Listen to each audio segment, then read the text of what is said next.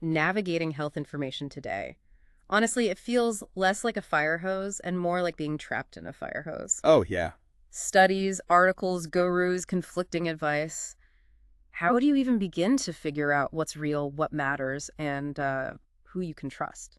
You've hit on exactly the challenge. I mean, the sheer volume and the speed at which information changes or sometimes seems to change, it makes it incredibly hard to ground yourself in solid knowledge. Absolutely. And that's precisely the problem this deep dive is designed to solve. You've put together this stack of sources for us, articles, research excerpts focused on health, aging, and specifically the foundational role that diet plays. Right. Our mission here is sharp and focused. We're going to try and slice through that confusion using these specific sources as our guide. Okay. We'll pull out the core knowledge, the surprising insights, and give you, hopefully, a clearer picture of what they say about building a long, healthy life with food really taking center stage. Okay, let's jump right in because one of the first things these sources tackle head on is just the difficulty of even finding reliable health facts. There's this striking line describing the peer-reviewed medical literature I remember that one. as the worst way to establish facts about our health, except for all the others. That line really landed with me, too. It captures the messiness of science. It's not perfect, right? It's often contradictory in the short term, but it's still the most rigorous system we have. Yeah. And that's why these sources, particularly one of the book excerpts, place such immense value on citing everything to the teeth. Right. They mentioned over 13,000 citations in one volume alone. 13,000. That's not just showing your work. That's like building a fortress of evidence. Exactly. It really underlines their commitment to saying, don't just trust me, look at the data, moving away from relying on anecdote or, as one source puts it, charismatic gurus. It's about grounding knowledge in verifiable sources. And speaking of things that aren't always grounded purely in evidence, the sources dedicate significant space to discussing the influence of industry. This section was eye-opening. Big Pharma, for example, investing heavily in marketing what the sources call unproven anti-aging products. Yeah. Useless nostrums, I think, was the phrase. Right. Instead of funding fundamental research that might not have a profitable patent, drug makers owning supplement companies partnering with soda giants for these bizarre beauty drinks, it highlights a clear financial incentive driving what information gets amplified. It's a powerful current shaping the health landscape. And it's not just pharmaceuticals. The sources call out the food industry, too, especially the aggressive marketing, often targeted at children. Yeah. Pushing unhealthy choices like fast food and sugar-sweetened beverages. And they don't frame this as a minor issue. One source goes as far as to suggest that misinformation, particularly when it's fueled by industry interests or ideology, is arguably humanity's single most important healthcare problem, drawing a parallel to something like climate change denial. That comparison stops you in your tracks, doesn't it? I mean, if that's the scale of the problem, it begs the question, how do you find a clear signal in all this noise? Exactly. The sources mention efforts like the True Health Initiative, which aims to cut through fake facts by getting experts from diverse fields to agree on the foundational, universally accepted principles of healthy living. It's an attempt to build consensus on the basics.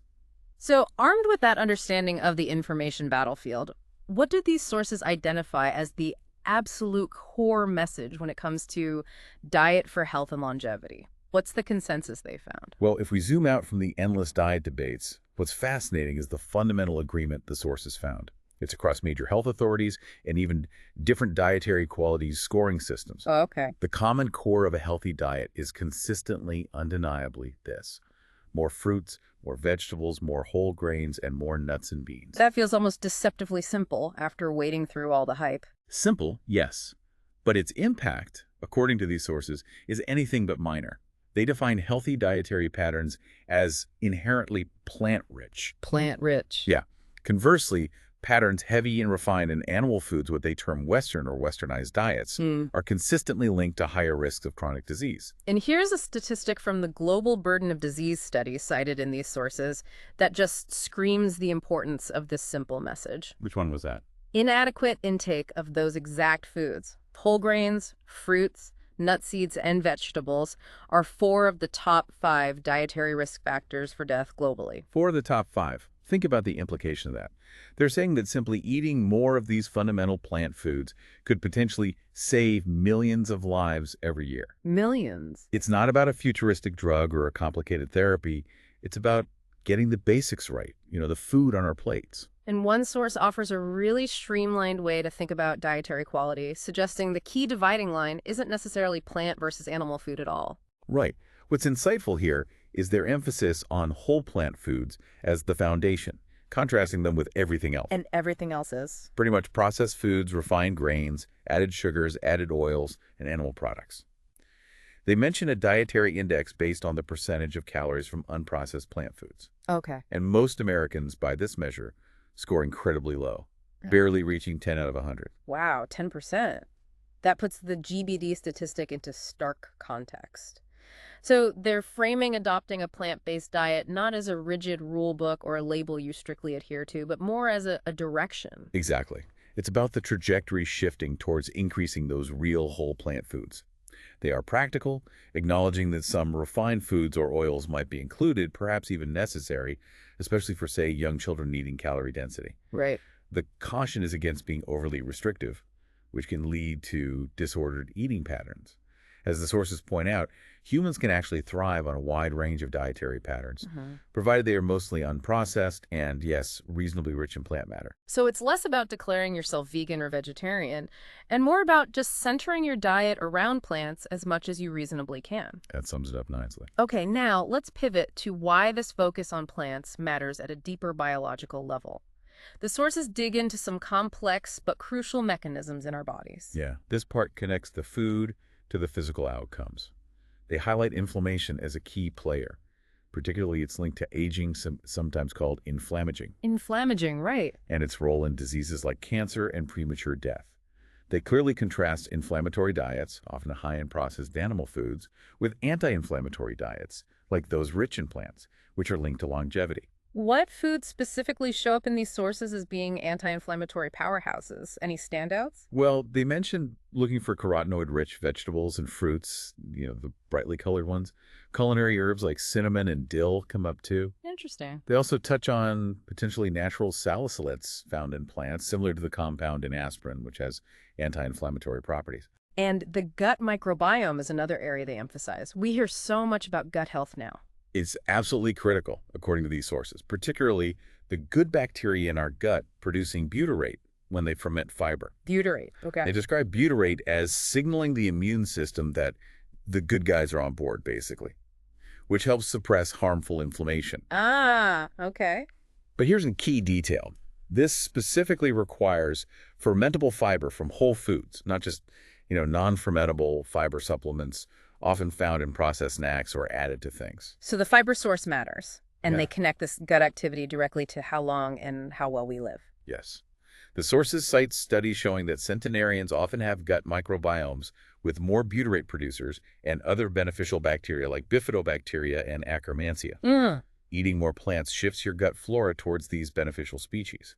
This can also influence compounds like TMAO, which is linked to animal product intake and health risks. TMAO, right. And the short-chain fatty acids, SCFAs, like butyrate, produced by bacteria from fiber, are described almost like gut-produced hormones. It's really fascinating. So high fiber intake from whole plants. It's strongly linked to longer, healthier lives and what they call successful aging. Let's touch on the cellular energy and regulation pathways mentioned. AMPK, sirtuins, NAD plus Re, and MTR. They sound highly technical. Can we break down why they matter in simple terms? Good point. We don't need to become molecular biologists here, but the sources present them as key switches controlling how our cells manage energy, repair, and growth processes central to aging. Okay, key switches. Think of AMPK as a kind of cellular fuel gauge and guardian, protecting mitochondria and defending against age-related decline. Got it, fuel gauge. Sirtuins are like cellular managers that regulate protein activity and are involved in protection.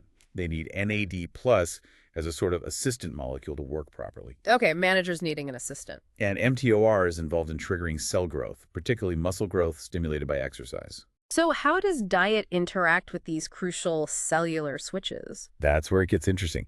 Things like fasting and exercise are known activators of AMPK. Right. Increasing NAD+ can upregulate sirtuins.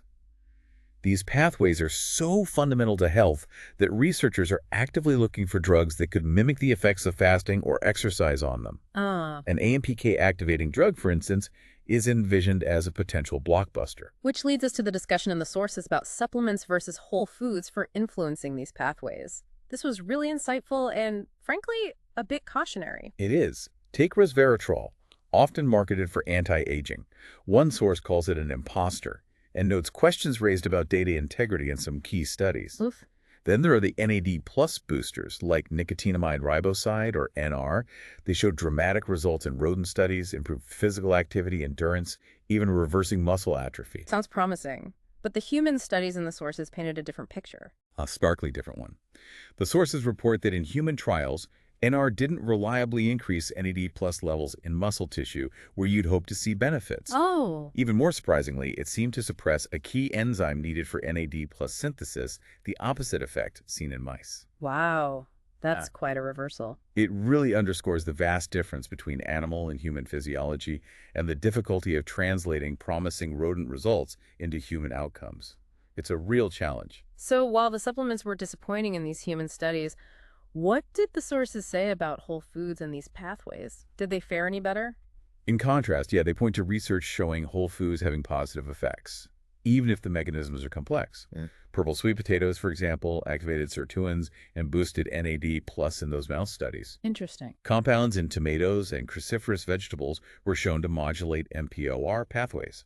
This supports the idea that the complex mix of compounds and whole plants might work synergistically in ways that isolated compounds and supplements just don't seem to. That makes intuitive sense. The whole is greater than the sum of its parts. They also touched on epigenetics, which is about how our genes are expressed. Can diet actually change that? The sources suggest it can directly influence DNA methylation patterns, essentially, turning genes on or off. They mentioned a study where a high-fat diet caused widespread methylation changes in men within days. Within days. Yeah. However, they are careful to note that interpreting these effects is complex. It's hard to untangle cause from effect in some cases. Is the change causing a problem, or is it a response to something else? Right, correlation versus causation. What about AG's advanced glycation end products? Sounds like something related to sugar.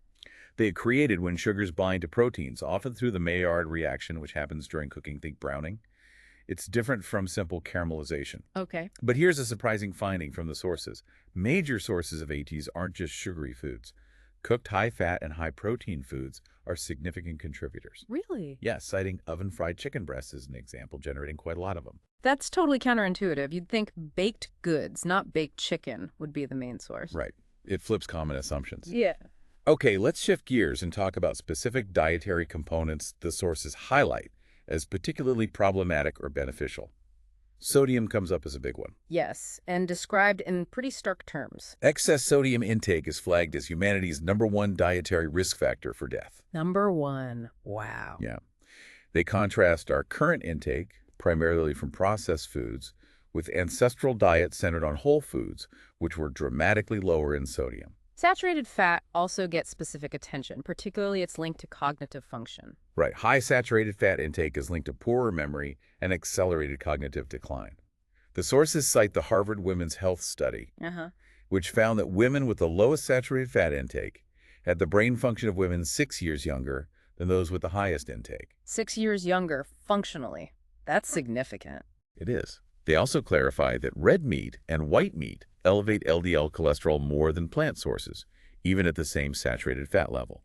And they point out that tropical oils like coconut and palm are also significant sources of saturated fat. Good point about the tropical oils. And dietary cholesterol itself, is that still considered a major villain? The sources indicate that the direct link between dietary cholesterol, primarily from animal foods, and cardiovascular disease is considered relatively weak compared to saturated and trans fats. Okay.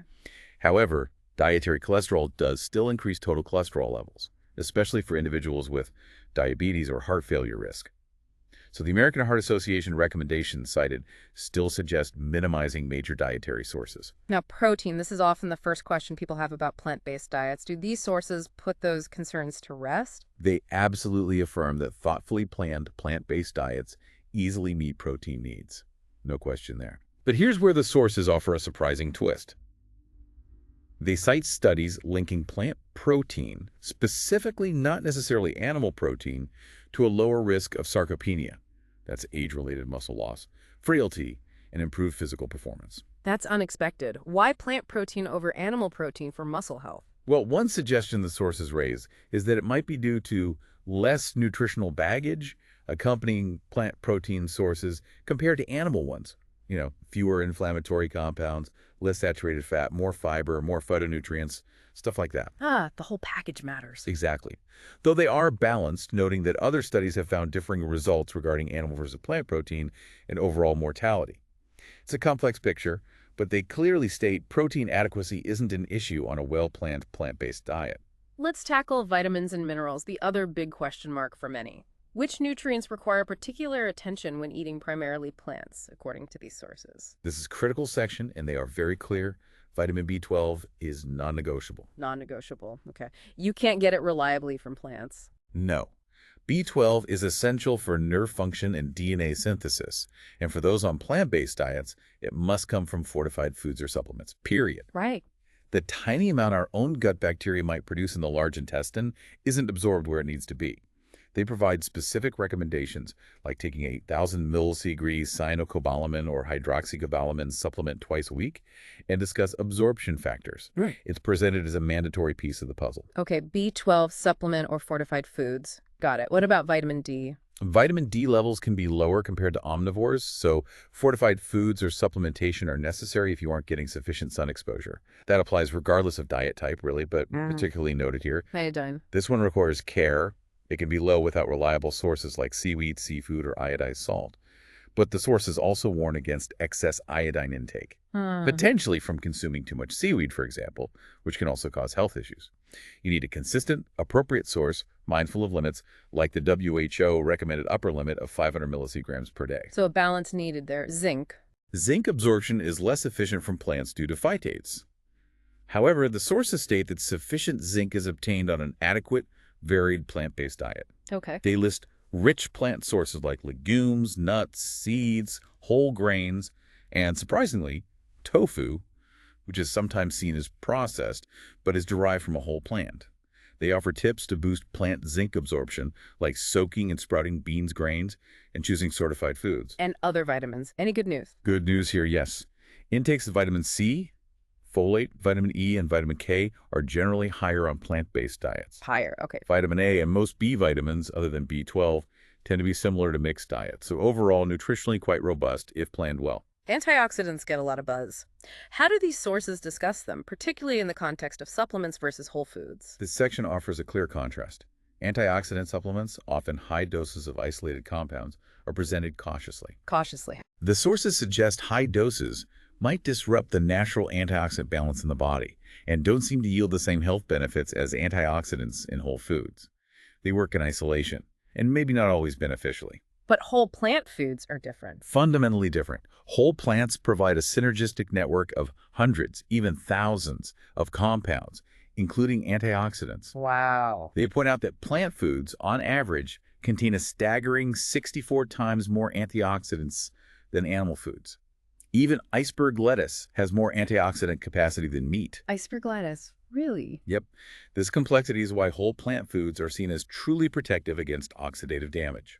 To give an example, berries can help counteract the oxidized fat generated in your stomach after eating meat. That's a cool example. Any specific plant foods or compounds highlighted for their unique benefits? Yes, a few stand out. Spermidine, for example, found in foods like tempeh, mushrooms, soy, and even whole or white bread, apparently due to high consumption overall. Spermidine. Purple sweet potatoes are mentioned for their anti-inflammatory properties, and in mice studies, activating sirtuins and boosting NAD+ Let's listing. talk about those pathways. Exactly.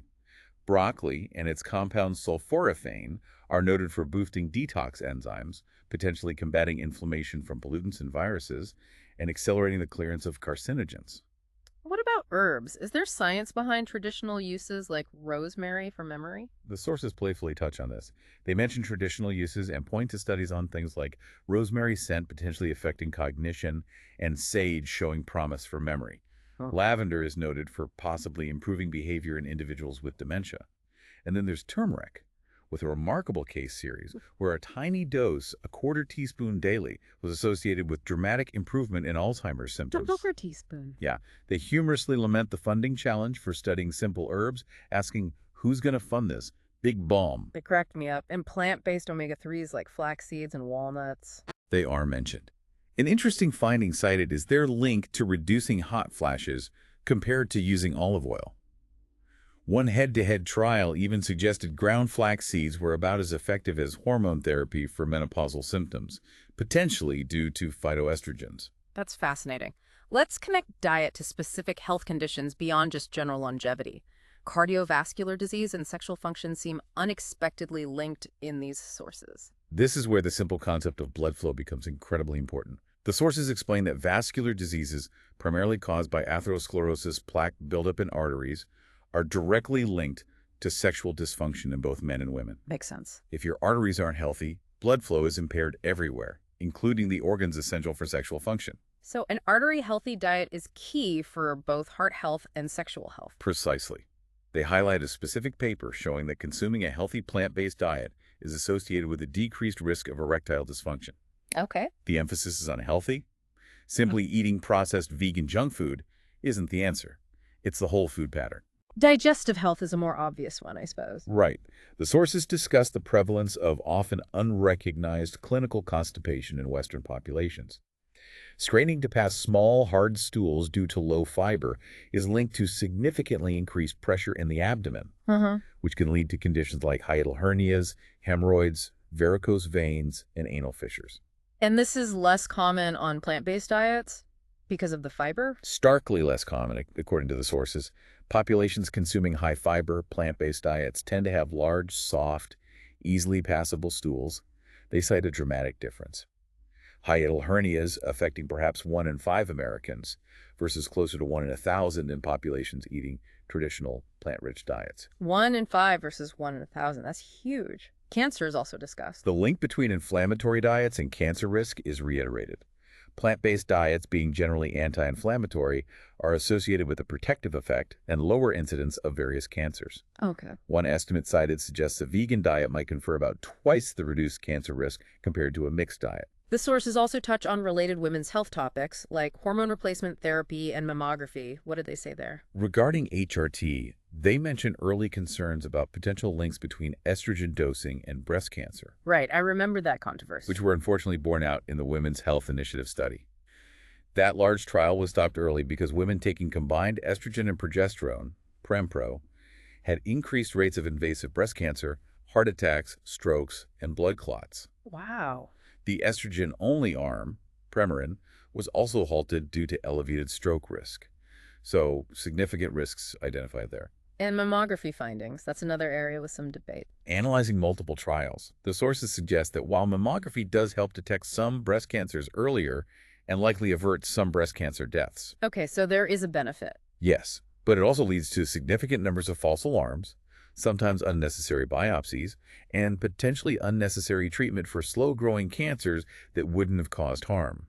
Overdiagnosis. Exactly. Yeah. Using a model following 1,000 women over 20 years, they estimate it prevents perhaps 2 breast cancer deaths, but doesn't appear to reduce overall mortality during that period, likely due to the balance of benefits and harms. It's complex. Brain health, Alzheimer's, dementia, these are huge concerns as we age. What did the sources say about diet's role here? They discussed the controversial amyloid hypothesis of Alzheimer's, noting allegations of data fraud in some key papers, the repeated failure of therapies targeting amyloid, Yeah, that's been in the news. and the possibility that amyloid might even be a protective response or a symptom, rather than the primary cause. But leaving that debate aside, Okay. the connection between diet and brain health is clear in their analysis. They reiterate the link between high saturated fat intake and poorer memory and accelerated cognitive decline. We covered that earlier. Right. Contrasting this sharply with healthier dietary patterns, those high in fruits, vegetables, legumes, and whole grain, and lower in meat, which are consistently associated with a significantly lower risk of developing Alzheimer's disease and other forms of dementia. So diet seems quite protective for the brain. Muscle mass and strength are also crucial for independent aging. Absolutely. Age-related muscle weakness contributes significantly to falls, and exercise is emphasized as the single strongest intervention for reducing fall risk. Exercise first. Definitely. Connecting back to protein, they reinforce the findings linking plant protein intake to a lower risk of sarcopenia and frailty and better physical performance. Again, potentially due to less nutritional baggage. Okay. Beyond diet, the sources briefly cover other important lifestyle factors. Exercise, of course. Necessary not just for fall prevention, but also enabling benefits from things like creatine supplementation. Creatine helps you work out longer and harder, which then builds muscle. Ah, it enables the workout benefit. Right, it doesn't typically build muscle on its own without the exercise stimulus. They also briefly touch on the complexity of definitively isolating physical activity as a direct cause of increased lifespan in some epidemiological analyses, just methodologically tricky. Time-restricted eating or intermittent fasting is a hot topic. What's the take here? They define it as fasting for more than 12 hours, but less than 24. Oh. A key finding highlighted is that when you eat matters. Timing matters. Yeah. Shifting the eating window to earlier in the day, early time-restricted eating, like finishing eating by mid-afternoon, showed metabolic benefits like lower blood pressure, reduced oxidative stress, and improved insulin sensitivity, even if people didn't lose weight compared to eating the same food over a longer window. That's really interesting. Same calories, different timing, better results. What about severe caloric restriction, drastically cutting calories? The sources present this cautiously. While it extends lifespan in some animal strains, like certain worms or mice, Right. it shortens it in others and results vary significantly by sex. It's very difficult to extrapolate these findings to humans. It seems to involve a trade-off in the body's pathways favoring preservation and repair over reproduction and growth. Not necessarily a simple win. Okay. Finally, a really practical section in the sources involves applying a plant-focused approach to families and children. Is it safe? How do you even do it? This is where the sources offer reassurance and practical advice. They firmly state that thoughtfully planned plant-based diets are safe and appropriate for growing children, providing adequate calories and all necessary nutrients. Okay. Safe and appropriate. Yes, early studies showed normal growth, perhaps slightly smaller in the very early years, but ultimately healthy development. And they seem to put a lot of emphasis on the way food is presented, not just what the food is, the environment. Hugely important. They stress creating a nurturing feeding environment. A core concept introduced is the division of responsibility.